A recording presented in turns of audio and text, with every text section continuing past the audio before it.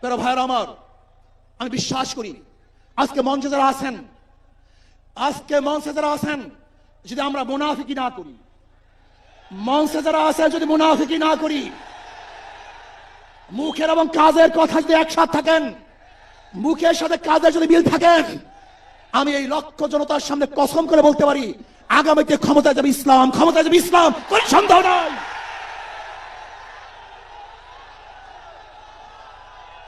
কিন্তু খবরদার যদি মুনাফিকি করি তাহলে এদেশের মানুষ সচেতন হয়েছে, এদেশের মানুষ সব জ্ঞানী হয়ে গেছে। বিশ্বাস করবেন না, একজন রিক্সাওয়ালা, ঠেলাওয়ালা, কুলি মজদুরের বক্তব্য শুনলে আমরা আশ্চর্য হয়ে যাই বাংলাদেশের মানুষ কত সচেতন, তারা কত সচেতন হয়েছে। যদি আমরা মুনাফিকি না করি, যদি আমরা ঐক্যবদ্ধ থাকি, বাংলাদেশে একটা বাক্স ইসলামের নামে দিতে পারি,